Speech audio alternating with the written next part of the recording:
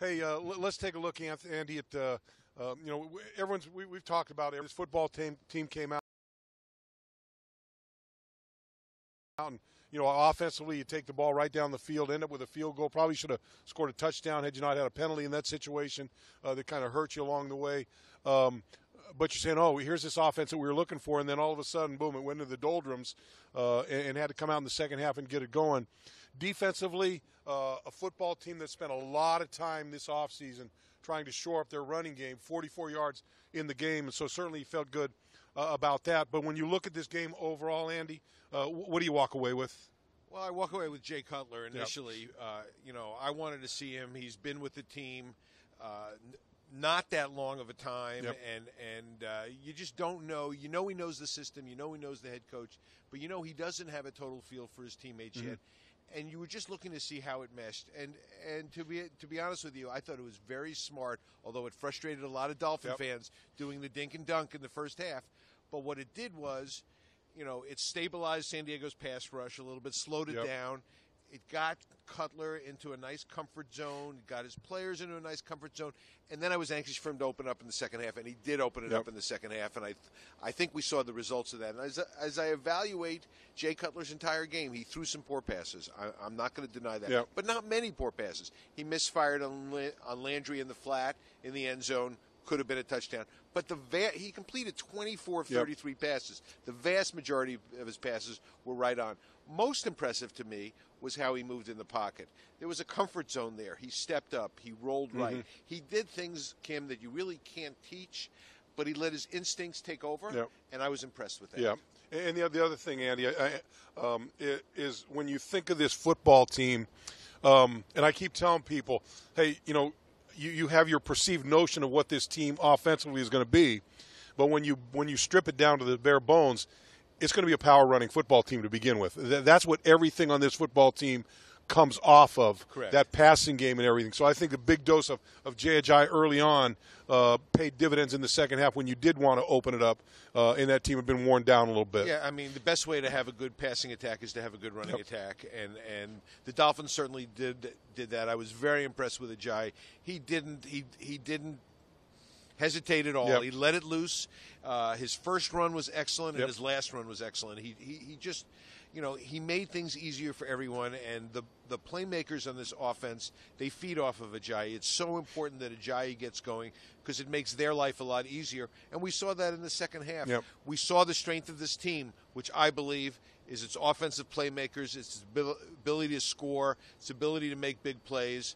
Devontae Parker, 4 catches, but each one was sweet. Kenny Stills, couple catches the touchdown. I took a lot of positives from this game. Yeah, there's things the defense needs to work on, but they were facing Phillip Rivers, and I'm not making that as an excuse, but they're not going to face Phillip Rivers this week. And he gets the ball out as quick as any quarterback in the league. And I look to see how the Dolphin defense progresses. I saw some holes in the secondary. I know they were thin at linebacker. Need to see it come together a little bit more this week against the Jets. Yeah, and the other thing too, and we talked about a lot prior to the game, but after the game it kind of flew under the radar. I think the ability of the offensive line, what the offensive line did, certainly with the running game with Ajayi, and for the most part, I think it was the one sack on that Tunsil gave up. Correct. But other than that, I think from a tackle standpoint, who were under duress the whole game with Joey Bosa and Ingram on the other side, they had their hands full. I thought they held up pretty well, and then getting Mike Pouncey back in there, the glue to this the glue to that offensive line.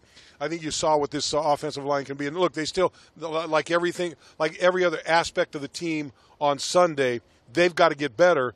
But certainly where they're starting at, the position where they're starting at after a game like that, has to make you feel good about what you saw in that group. I think there are 2 keys on returning players on this team. You got Mike Pouncey at center, and you got Rashad Jones at safety. And I think the combination of both means so much to their respective sides of the ball. And it was so clear, although you don't notice Pouncey a lot, he's always there. He's downfield. He leads by example. The players feed off of him. And it's similar with Rashad Jones. His teammates feed off of him. And I think losing those 2 guys last year, the fact that the Dolphins were as successful as they were, despite not having those 2 guys, was a credit. But having them back this year having them healthy, having them productive is so huge for this team. Forget about the physical aspect of what they both do at their positions.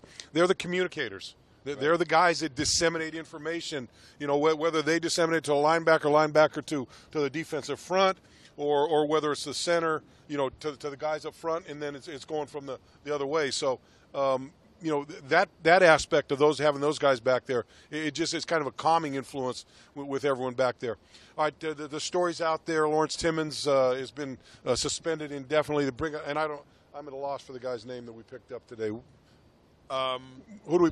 Stephon Anthony. Stephon Anthony. You. There you go. I would say thanks, Leon, but that's Logan back there that was quick to foot with the Stephon. His friends call him Stephon. Yes, right. So Stephon Anthony comes from New Orleans.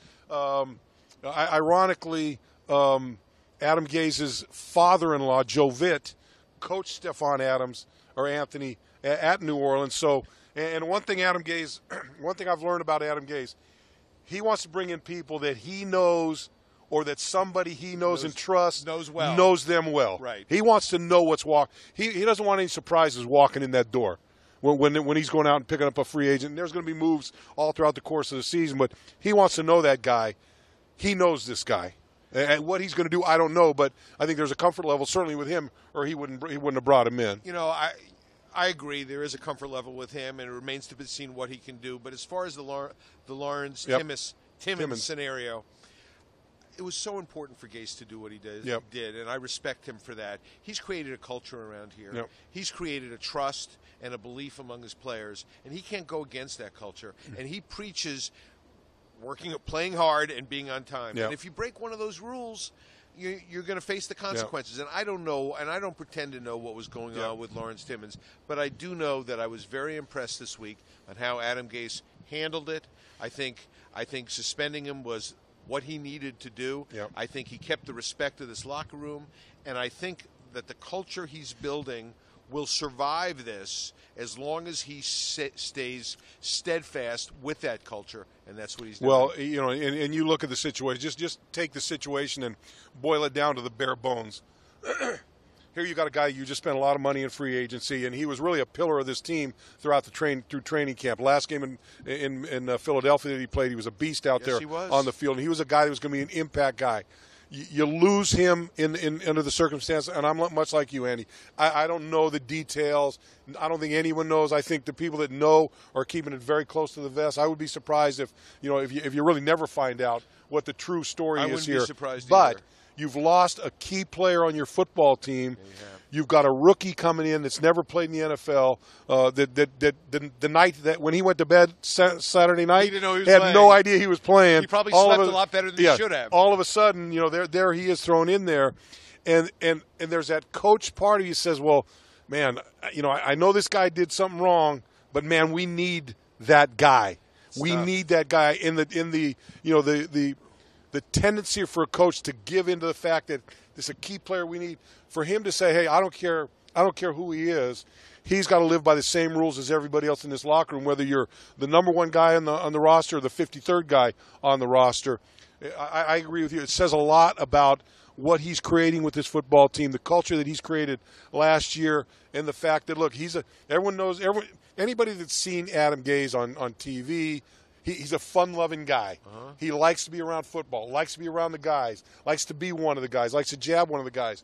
But we've seen now over 2 years, over 1 year and one game, that the fun-loving guy, when he needs to put the hammer down, the hammer comes down, and it comes down hard. See, with him, the whole is more important than the individual parts. And I think the Timmons situation is a clear indication of that.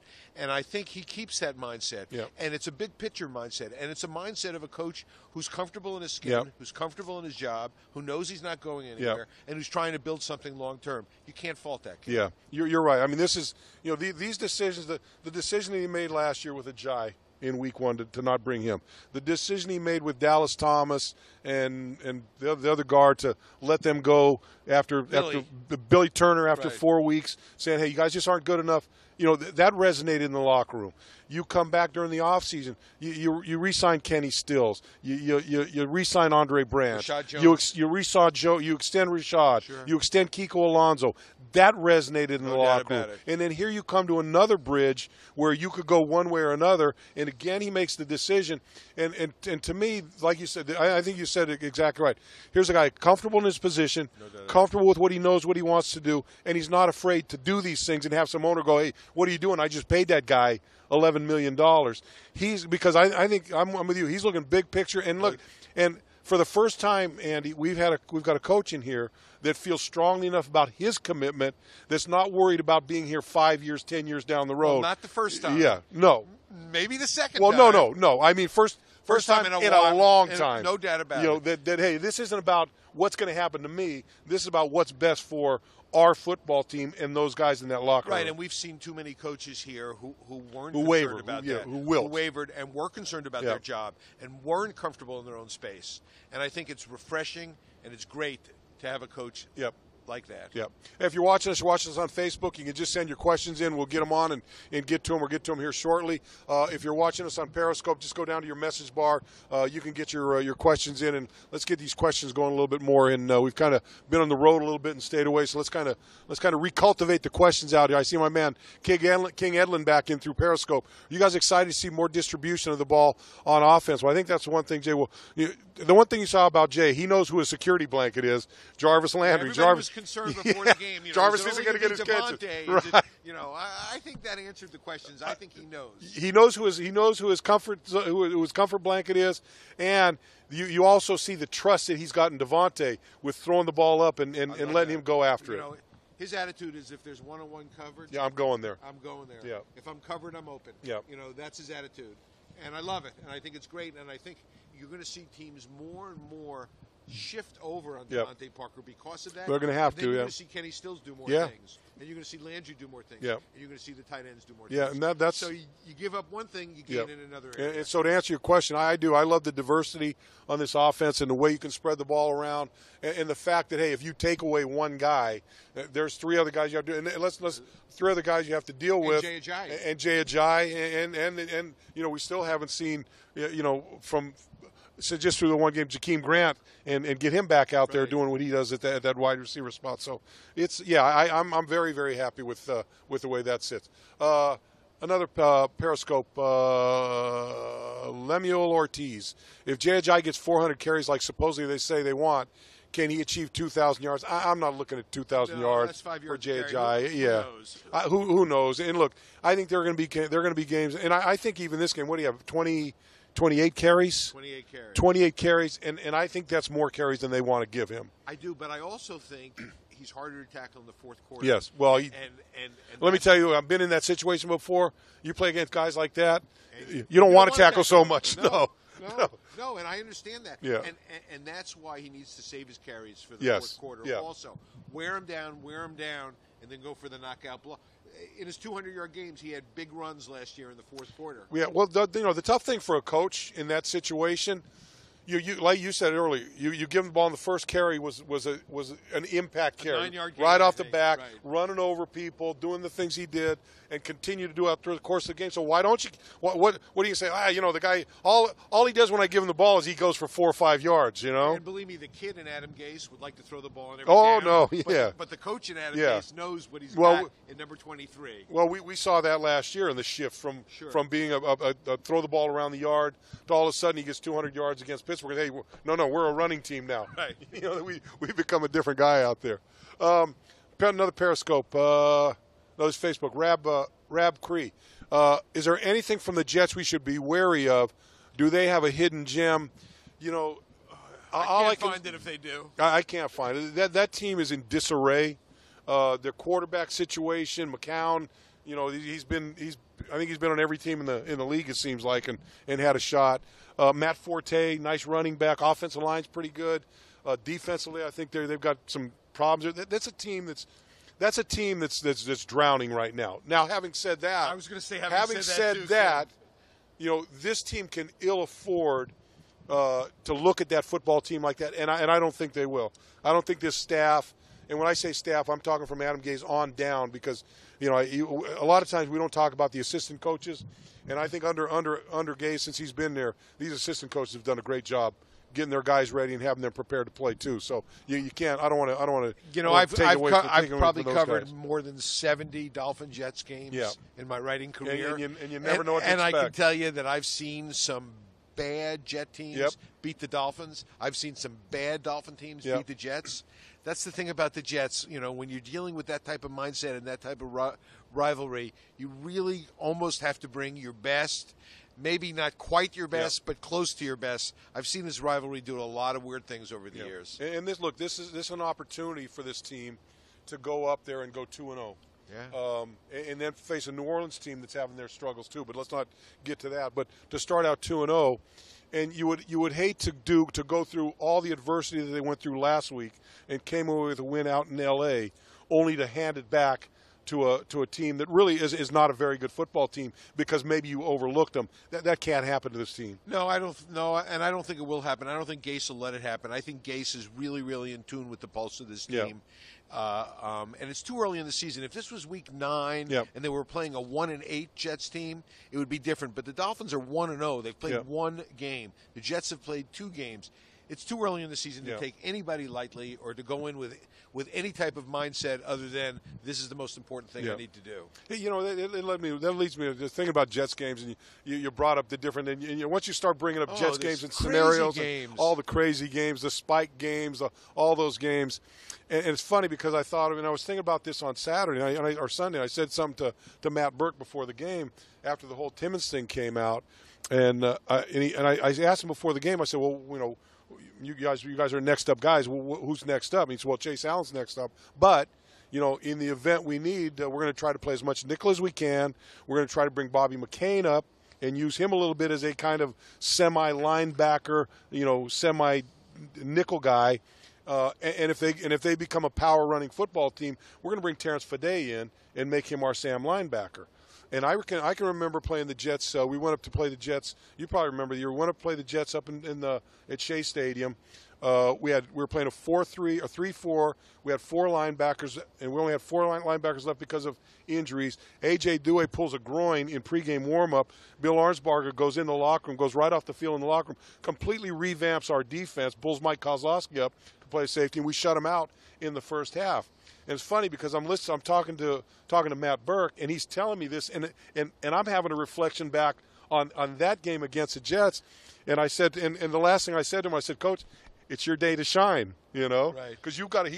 He made 3. He told me, he said he stayed up late and made 3 different adjustment packages for whatever. I'm sure he did stay up late. Oh, absolutely not. But for whatever they did, and to me, as you talk about assistant coaches, that to me, it just. And I'm not going to say he's Bill Arnsparger, and I'm not going to say.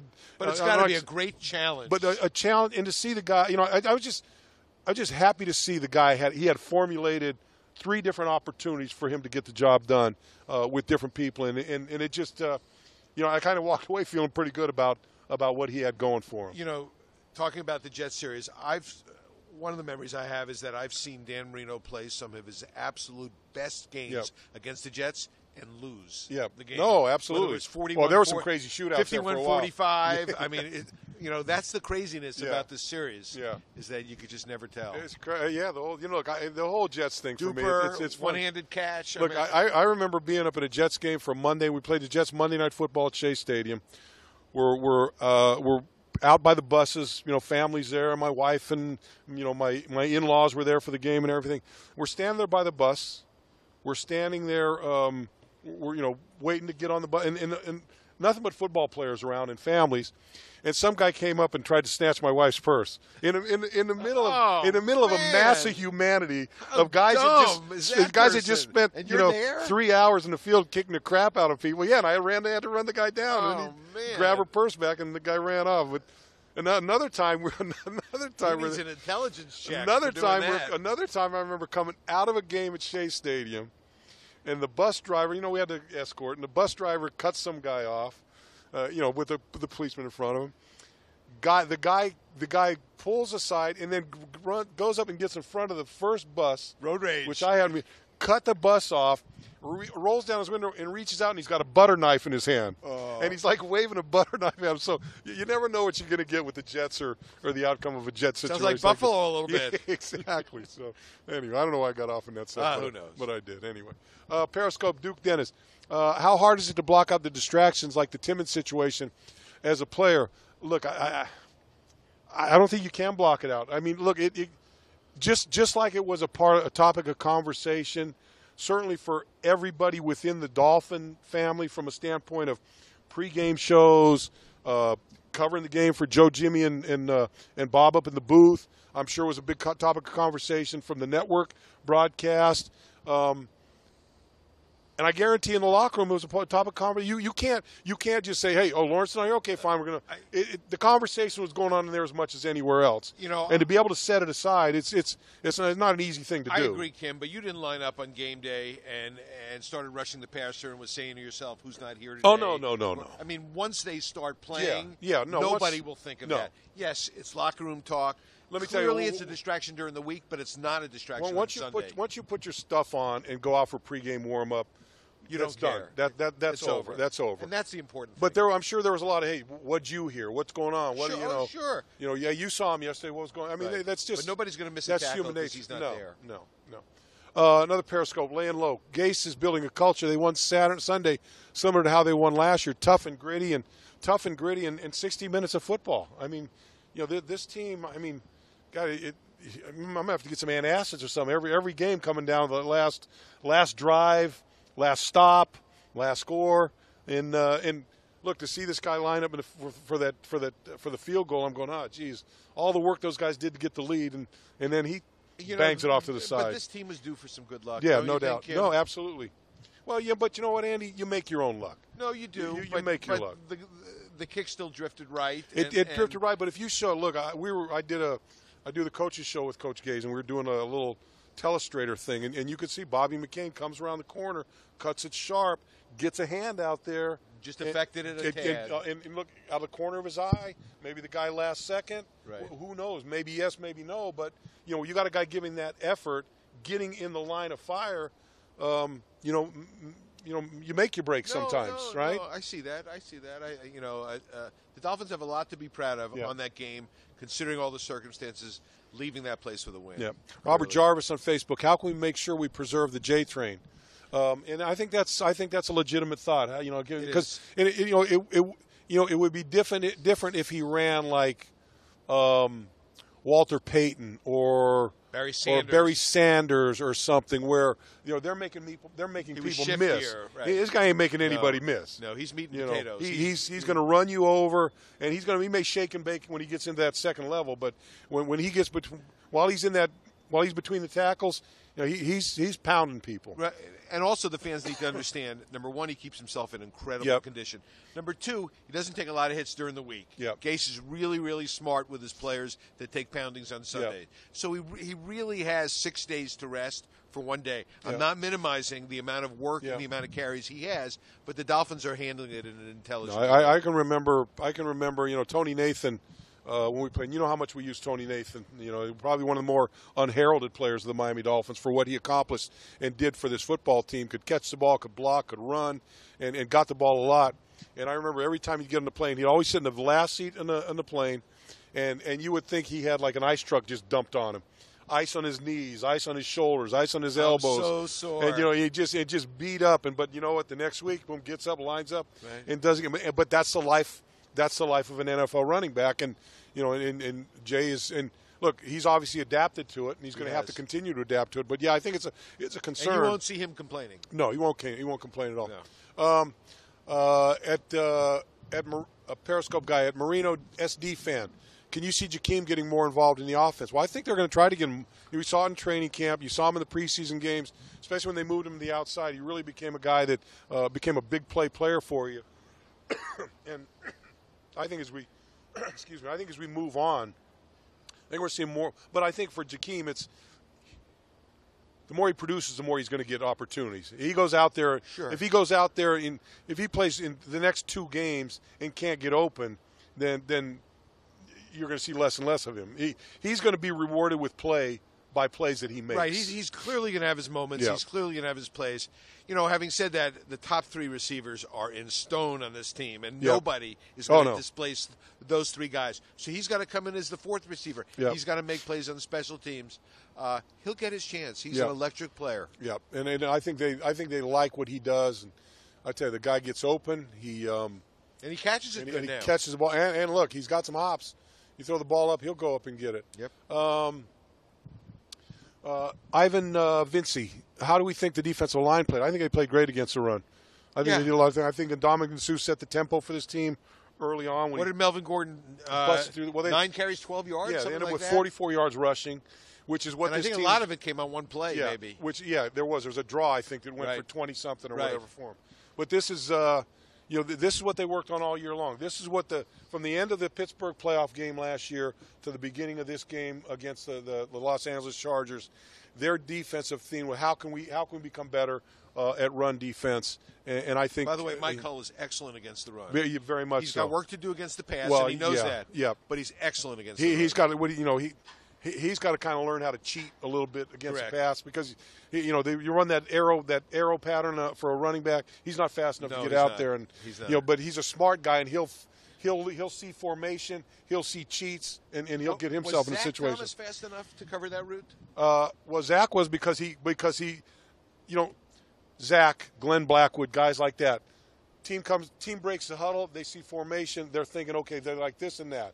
Then you see a guy cheat. Okay, he likes to run this out. I'm going to cheat out a little bit myself. Oh, so they were smart enough to offset it. Make up for that. Make up for what lack of speed I may have by understanding what you're trying to do and then taking my advantage to get out there a little bit. And I think that's the kind of player. I think that's the kind of player that Mike Hull is and will continue to be. And I think he'll get that settled down.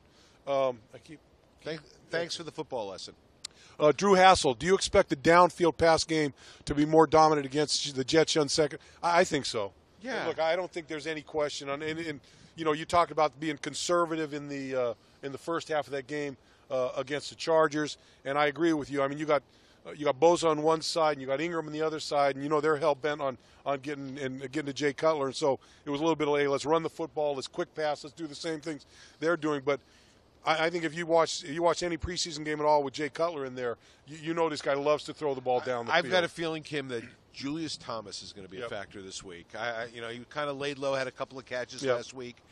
I know what Gase thinks about him, and I know how important Gase thinks he's to this offense. I think you're going to see more of him against the Jets. I don't disagree with that. El Chapo Jr., love to have you back. Hey, Bo, what's your favorite memory when you played the Jets?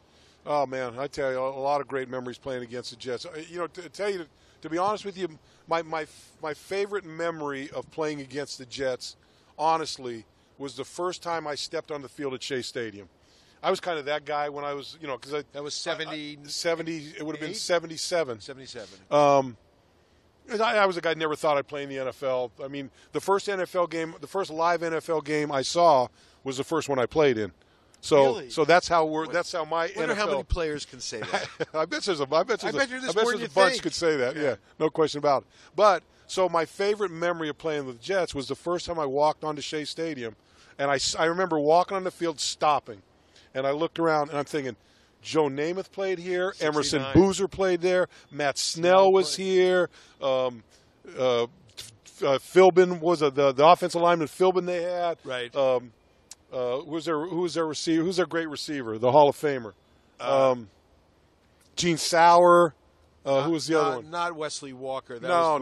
Before him. Always wears cowboy boots. I can't believe I can't. But anyway, Boozer played with him. But anyway, that was my favorite.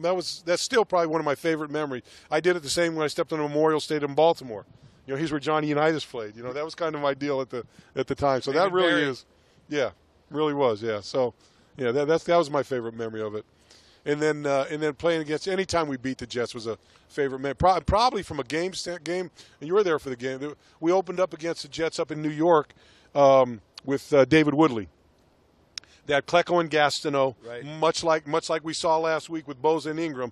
They had two fierce pass rushers. Gastineau was an up the field guy, and Klecko was an inside tackle kind of a guy. And I remember, and I remember Coach Shue. We came out early running a shuffle pass. Let Gastineau get up the field. Woodley would go towards him and then flip the ball underneath to Tony Nathan and frustrated Gas. And I think we beat him 45 to whatever up there. And then so that was probably one from a individual game standpoint. That was probably one of my great memories. Do you think the players of today have the rivalry feel of the Jets the way your guys did? No, I don't think so. But I don't think it takes more than 1 or 2 games to feel that rivalry. Because guys will talk about it. And look, I'm sure at some point in the locker room, guys talking about the rivalry and this and that. It doesn't take long to grasp. And I remember talking to guys like in the last couple of years about the rivalry before the game. And then after the game, they go, hey, I get it now. Right. So it doesn't take long. Billy Reyes, what do you think of the linebackers and our back end? Well, linebackers right now is a fluid situation. I mean, we got Stephon Anthony coming in. Mike Hull is right now firmly implanted in that middle linebacker spot. And it's funny. Well, it's not funny, but I mean, I was talking about somebody said, isn't it odd that the Dolphins did all this work during the offseason to revamp their run defense, revamp their linebacker cores, and we start the first game of the season with the same 2 linebackers we ended the season with in Pittsburgh the year before. It's a weird game they play, and some strange things occur. And yep. You're right. You're right. Yep. I mean, who knew the number 2 pick was going to go down in the preseason? Yep. Who knew the Timmons situation? Yep. It's and so now you're strange. back in regroup. It's all about adjusting and overcoming in this league. It really is. No doubt. As far as the back end of it, I'd like to see him tighten up coverage a little bit. I'd like to see a little more physicality out there. But again, I'm not making an excuse for anybody, but you're playing against probably a future Hall of Famer, getting the ball out quickly. So quick. Your pass rush really didn't have much of a chance to get there, although they were able a couple times to harass him and cause some problems for him. But it was a tough situation. But they do need to play better in the secondary. There's no question about that. I agree. Last one. Can we trade Timmons? I don't know. I don't know those details. I don't either. With Tim, I don't. You get into the minutia of that and money and salary cap, and I try to stay. Away. Right now, I'm more concerned with him getting his life right and fixing whatever needs to be fixed. And moving on. I mean, the ironic thing about it is the guy started 101 straight games, so it's not like he had a stained career or anything. Started 101 straight games and played in 120 straight games. So this guy never missed an opportunity to play football. That's why a lot of this. When I talked to him, Lawrence Timmons to me was a guy who would run through a brick wall to get to a football game. That's what, and so that's why it's so. That's why it doesn't make sense. It doesn't make sense to me. But anyway, but the other thing with Timmons, and I read this, I think it's a collective bargaining thing. Is even he's suspended indefinitely. I think there's a 4-week cap. Correct. Within the players with a collective bargaining agreement until you have to make a decision one way or another. So I don't think this thing is over with Lawrence Timmons by any stretch of the imagination right now. All right, Andy. Always a pleasure. AC in the AM, 6:30 every morning, Monday through Friday, Dolphins.com. He's wide awake early in the morning. I'm just banging on that computer. Lots of coffee. You can catch him out there all the time. Catch him here on the Audible. I'm Kim Bokamper. That's going to do it for this Wednesday. We'll be back again Friday. Friday, I believe we're at Travis Powell. I want to say it's for Booker T and Northwestern, a clash of 2 of the great Miami-Dade County football teams. Joe Rose and myself will be there and bring you that. So join us back again Friday. Hey, Jeff, what time will be on? About 6:30ish. 6:30 start on Friday for that. And I would ask Leon, but I know Leon would have gotten it wrong. So no bother even asking that. Always great having Leon back.